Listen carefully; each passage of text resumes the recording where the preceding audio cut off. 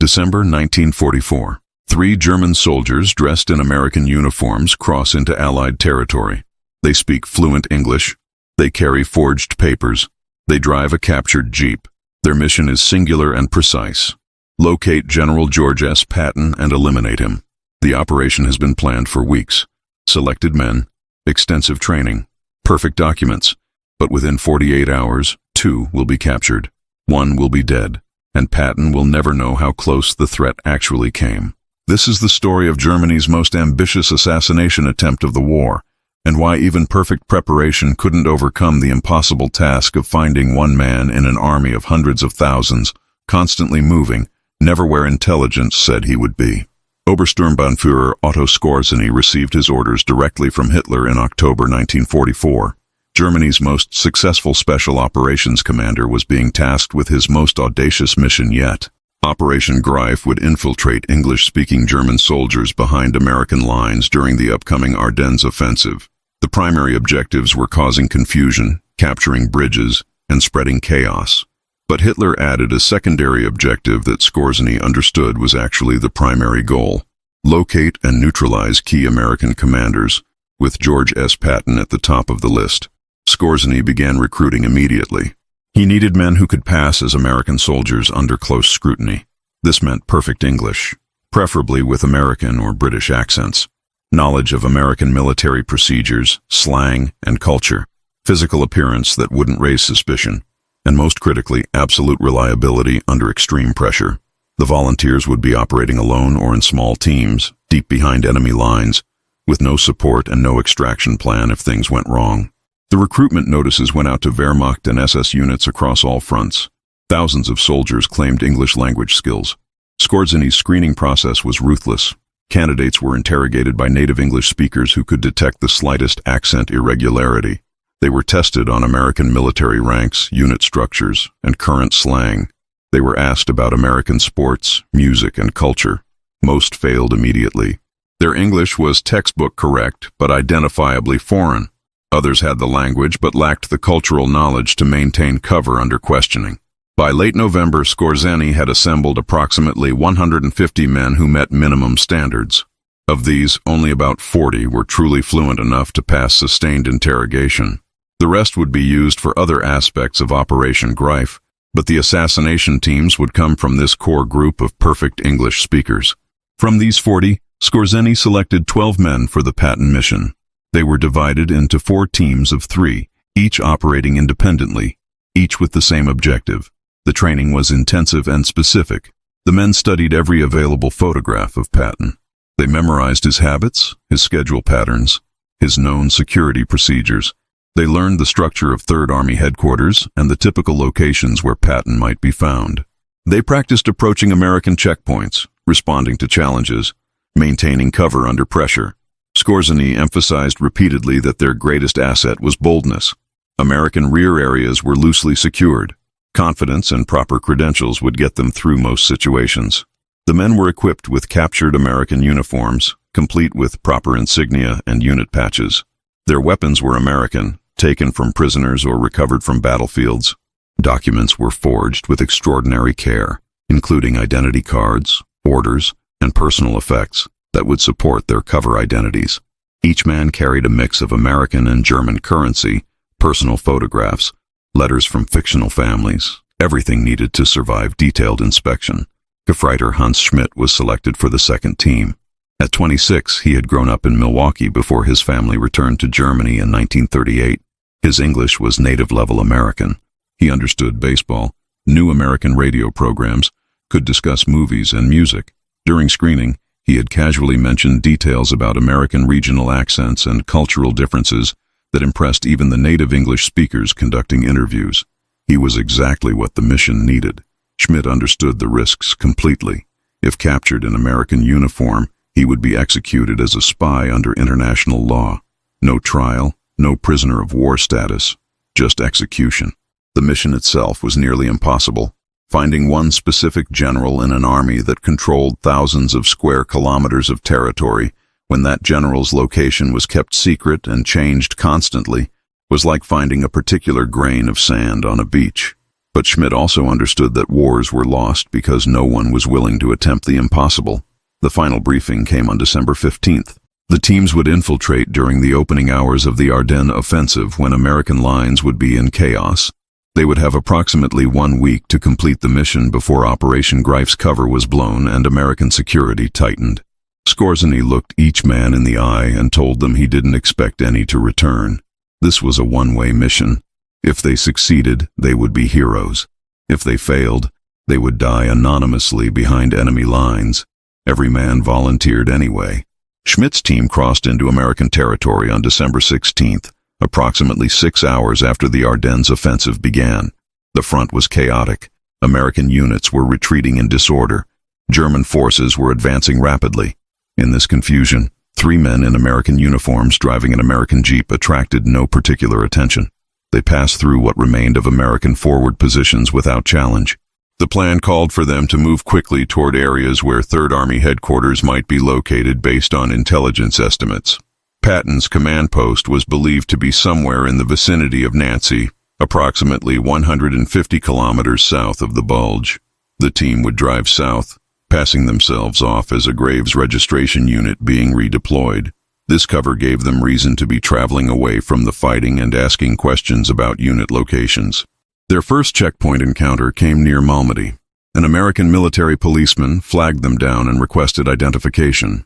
Schmidt's teammate, who was driving, produced forged orders and identity documents. The MP examined them briefly, asked where they were headed. Schmidt answered casually, mentioning Nancy and making a comment about getting away from the cold. The MP waved them through without additional questions. The first test passed successfully. They drove south through the afternoon and evening, stopping only for fuel at American supply points. Each encounter was a test. Each conversation carried risk of exposure.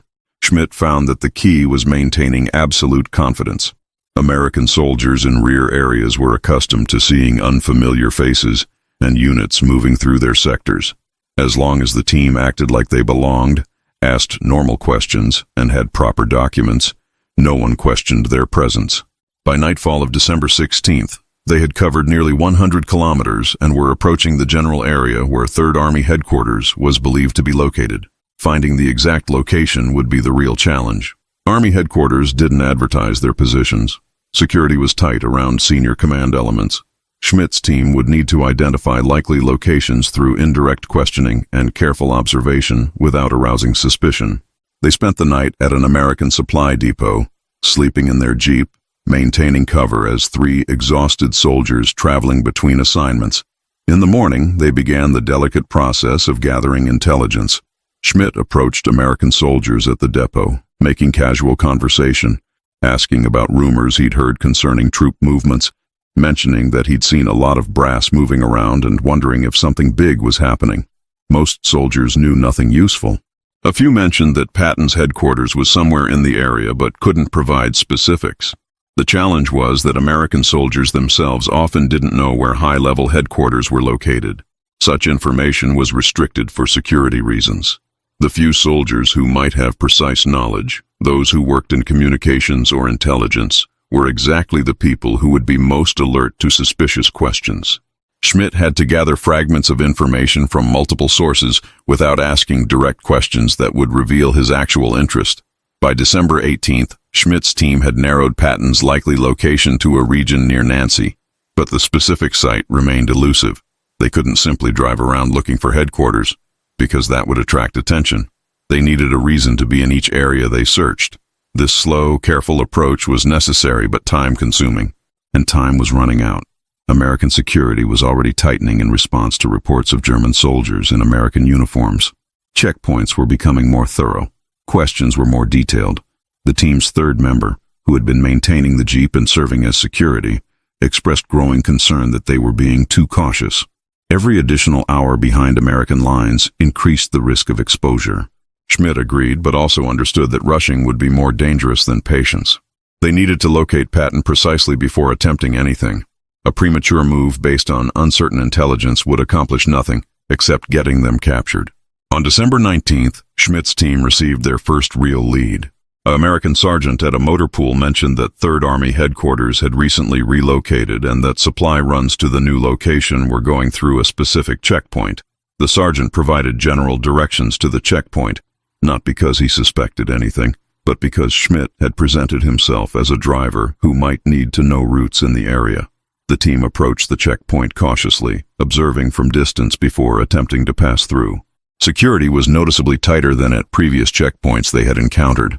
Military police were checking every vehicle. Documents were being scrutinized carefully. Officers were present, supervising the process. This level of security suggested something important was being protected beyond the checkpoint. Schmidt made the decision to attempt passage. Turning back would be suspicious if they were observed. Their documents were excellent and had passed every previous inspection. They would maintain their cover story and proceed confidently. The team drove up to the checkpoint and stopped when signaled. An MP approached and requested identification and orders. Schmidt's driver handed over the documents. The MP studied the papers more carefully than any previous inspector had. He asked several questions about their unit, their mission, where they had been previously assigned. Schmidt's teammate answered smoothly, providing consistent details that matched their cover story. The MP seemed satisfied but called over his supervising officer anyway. The lieutenant examined the same documents, asked additional questions, including some about current baseball standings and American popular culture. Schmidt, whose cultural knowledge was extensive, answered correctly and casually. The lieutenant seemed satisfied and was preparing to wave them through when another vehicle approached from behind. The new arrival was the American major who apparently knew the lieutenant. The major stopped to chat, noticed the inspection in progress, and casually asked what unit the 3 men were from. Schmidt repeated their cover story. The major nodded but then asked a follow-up question about the unit's commanding officer, expecting them to know the name. Schmidt didn't know the name because their cover story was built on a real unit, but they didn't have detailed knowledge of its internal structure. He improvised, claiming he'd only been assigned to the unit recently and hadn't met the colonel personally. The major seemed to accept this but was now paying more attention than Schmidt wanted. After a few more casual questions, the major waved them through, but Schmidt noticed that the officer watched their jeep as it drove away. Beyond the checkpoint, the team found themselves in an area with significantly increased military presence. More guards, more checkpoints, heavy vehicles moving frequently. This was clearly an important command area, possibly 3rd Army headquarters itself. But the increased security made reconnaissance extremely difficult. They couldn't simply drive around observing without attracting attention. Every movement was being watched. Schmidt proposed that they park the jeep at a legitimate facility and conduct reconnaissance on foot, maintaining their cover as soldiers on administrative errands. This would allow them to observe command facilities without the visibility of driving in circles. The team found a motor pool, parked their jeep, and began walking through the area, trying to identify which buildings might house senior commanders. The challenge was that headquarters complexes were deliberately unmarked. Buildings looked ordinary from outside. No signs indicated their function. Guards were present but gave no indication of who or what they were protecting. Schmidt and his team spent hours walking, observing, trying to identify patterns that might indicate where Patton could be found.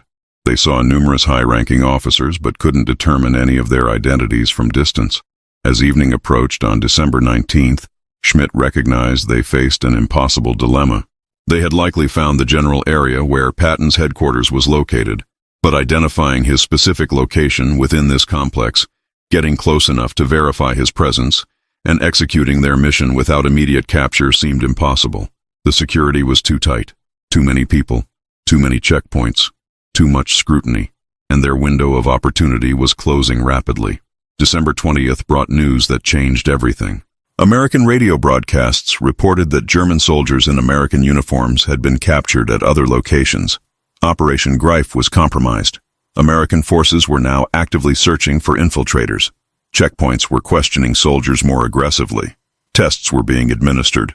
Questions about American culture and military procedure that genuine American soldiers would answer automatically, but that might trip up Germans with imperfect knowledge. Schmidt understood immediately that their mission had become exponentially more dangerous. The initial chaos of the Ardennes offensive was subsiding.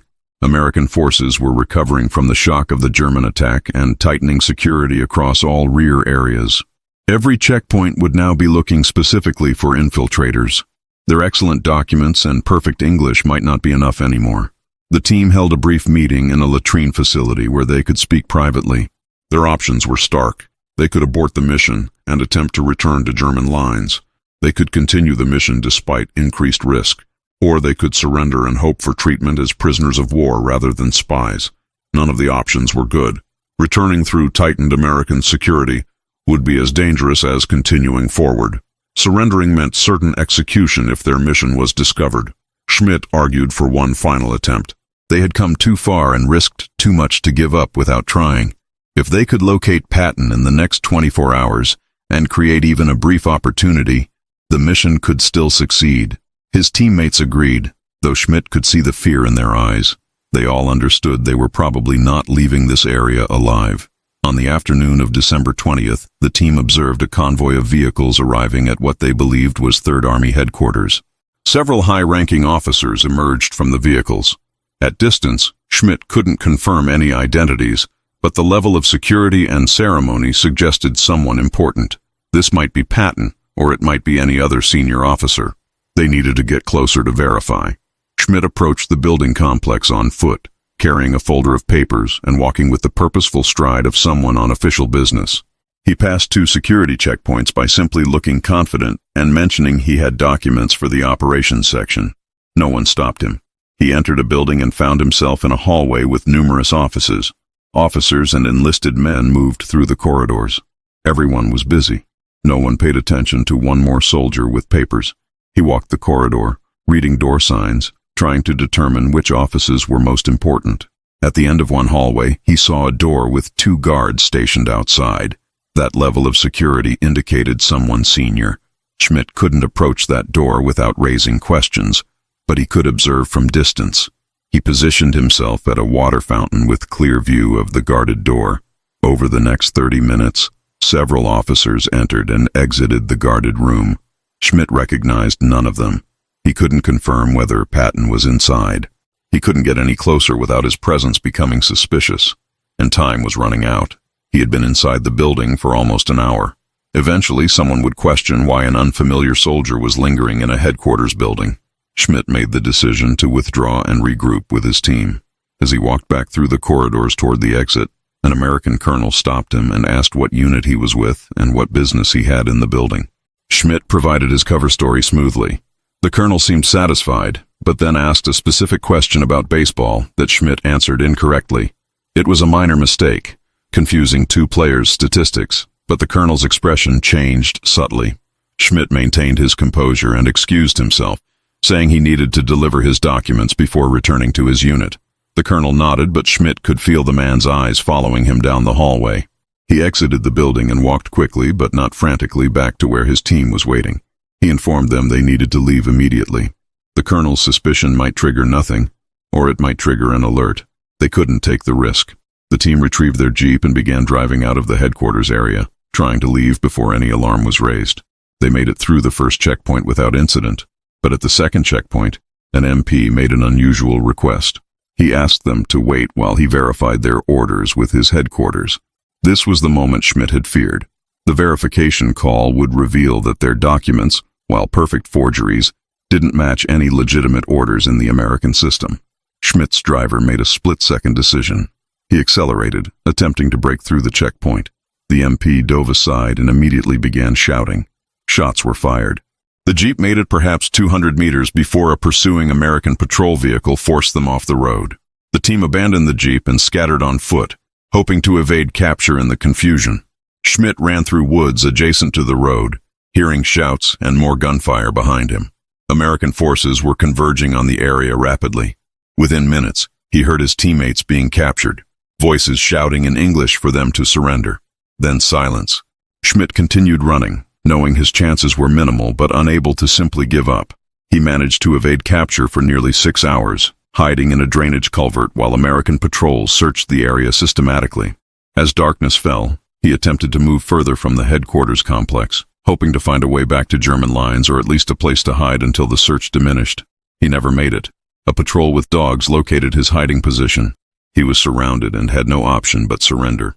Schmidt and his surviving teammate were taken into American custody and immediately identified as German infiltrators by their uniforms and equipment. Their interrogation was brief. American intelligence wanted to know their mission, how many other teams were operating, and what intelligence they had gathered. Schmidt refused to provide details, citing international law and his rights as a prisoner of war. The American interrogator informed him coldly that soldiers captured in enemy uniform had no rights as prisoners of war. They were spies, and military law was clear about the fate of spies. Schmidt and his teammate were court-martialed by military tribunal on December 23, 1944. The proceedings lasted less than 2 hours. The evidence was overwhelming and undeniable. They had been captured in American uniforms, behind American lines, carrying forged documents and weapons, engaged in a mission to assassinate an American general. The verdict was guilty. The sentence was death by firing squad. On December 24th, Schmidt faced the firing squad. His final statement, recorded by the American chaplain present at the execution, was brief. He said he had been following orders, that he believed the mission was militarily necessary, and that he held no personal animosity toward anyone. He died alongside his teammate at dawn.